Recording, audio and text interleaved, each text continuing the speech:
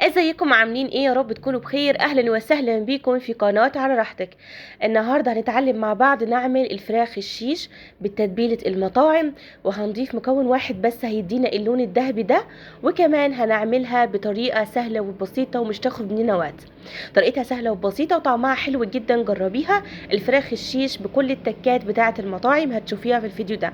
اهم حاجة بنعمل لايك للفيديو، اشتراك في القناة لو كنا اول مرة بنشوف القناة بتاعتي، وفعلي الجرس عشان يوصلك معايا كل الفيديوهات الجديده. ويلا بينا نبدا في الوصفه على طول. اول حاجه هنجيب الفراخ بتاعتنا ونقطعها قطع صغيره جدا زي ما انت شايفه بالطريقه دي، وهنحطها في محلول التنظيف، وهتطلع زي ما انت شايفه بيضه كده ونظيفه ما فيهاش اي كتل دم.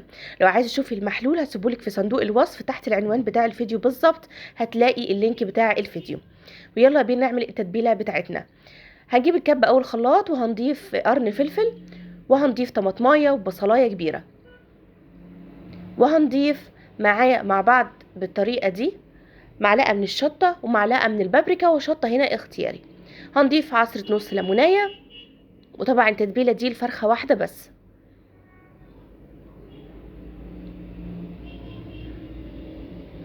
وبعد كده بنبدأ نضيف نص معلقة من التوابل الفراخ الصفراء، ولو مش متوفرة عندك ممكن نضيف مكعب من مرقة الدجاج، نص معلقة من السبع بهارات، وهنضيف ربع معلقة من الروزماري، وده مهم جدا بيدي ريحة المشاوي بتاعت بره بالظبط. معلقة من الملح فلفل أسود، والملح ده على حسب الرغبة. 3 معالق من صوص المستردة ممكن نستغنى عنهم. معلقة كبيرة من كزبرة الناشفة، و3 معالق من الكاتشب، وممكن نستغنى عن الكاتشب ونضيف مع بعض الصلصة الجاهزة بتاعت بره. حوالي 6 فصوص من الثوم، معلقتين كبار من الخل، وهنضربهم كويس جدا كده مع بعض في الكبة لحد ما ينعم بالطريقة دي. المكون الأساسي اللي بيدي اللون الحلو بتاع المشويات اللي هو العسل الأسود، وطبعا ممكن نستغنى عن العسل الأسود ونضيف صويا صوص، الاتنين بتدي نفس النتيجة ونفس اللون في المشويات. خلاص كده التتبيلة بتاعتي بتكون جاهزة ناعمة زي ما انت شايفة بالطريقة دي. ببدأ اني استخدمها مع بعض. اول حاجة اجيب البولة بتاعتي وهضيف حوالي نص كده من التتبيلة بحيث نتبل شوية بشوية، وهجيب قطعة من الفراخ واي قطعة صغيرة ببدأ ان انا افتحها كده بالطول او بالعرض، بحيث ان انا اعرف اني ادخل فيها التتبيلة وتوصل التتبيلة لكل قطعة كده في الفرخة. هنتبلها كويس جدا وتحت الجلد وفوق الجلد، ممكن تشيل الجلد خالص لو انتي مش بتحبيه. نخلص الكمية كلها بالطريقة دي، وهنضيف باقي التتبيلة وهنتبلها بالفراخ، وطبعا الأجنحة برضو بنتبلها.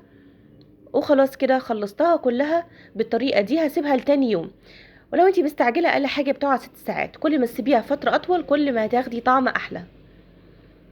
فهنسيبها في التلاجة لتاني يوم ونبدأ ان احنا نستخدمها ونشوف هنشويها ازاي. معانا هنا العصيان بتاعة الشيش طاووق. هنمسك اول حاجة الصدور، وهنبدأ ان احنا نحطها كده في 3 أو 4 من العصيان بحيث اكون متحكمة فيها اكتر. ممكن اللي ما عندهوش العصيان بتاع الشيش طاووق ممكن نستخدم العصيان او الاسياخ بتاعة شوي الفراخ او الشوي بتاع الكفتة، او ممكن نحطها في صينية ونحطها في الفرن لو مش متوفر عندي اي حاجة من دول. كده خلصنا اول واحد، عملت كله بالصدور والتاني هعمله بالاوراق، بحيث ان احنا التسوية تكون واحدة في الشيش كله. ندخلها كده في حتة من اللحمة بالطريقة دي بيدخل معايا بمنتهى السهولة، وهخلص الكمية كلها بالطريقة دي. يبقى الشيش لازم كله يكون يا اما وراك يا اما صدور، بحيث تسوية زي ما قلت لك تكون واحدة معايا، لان الاوراق بتستوي اسرع من الصدور. وادخلها بالطريقة دي لحد جوه.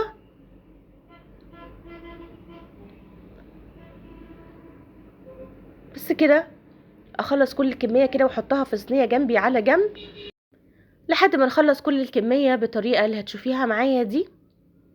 وبعد كده تعالوا نقول مع بعض على طريقة التسوية. اهم حاجة طبعا بكون مسخنة الفرن قبلها حوالي ربع ساعة بحيث تدخل على فرن عالية. درجة الحرارة ممكن تكون 200، يعني مهم درجة الحرارة تكون عالية وعلى حسب الفرن بتاعتك. طبعا بالنسبه للاجنحه او بالنسبه للرقبه والكلام ده مش هينفع طبعا احطه في الشيش طاووق، فهحطه على طول على الشبكه. بنجيب صينيه بنحط حوالي نصها ميه و3 معالق من التتبيله بالطريقه دي، ونقلبهم بحيث البخار يطلع متبل وفي نفس الوقت يديني طعم حلو للتتبيله. وفوقيها بالظبط زي ما انت شايفه رصيت الفراخ بالطريقه دي. وطبعا زي ما قلت لك الاجنحه والرقبه والكلام ده فبنحطه عادي على الشبكه، وهنقلبها من كل فتره لفتره ونتابعها. ولو احتاجت ان احنا نضيف من التتبيله اللي معايا فبضيف فيها تتبيله لحد ما اخلصها خالص من الشوي تطلع معايا باللون الجميل ده. ممكن افتح لها الشوايه لمده دقيقتين. بعد كده بجيب فحمايه ونقطتين من الزيت او السمنه واغطي عليها واسيبها لحد ما تاخد طعم وريحه الفحم. بزينها بالطريقه اللي تعجبك. طريقتها سهله جدا وبسيطه. لو كنت اول مره القناه بتاعتي اعملي لي اشتراك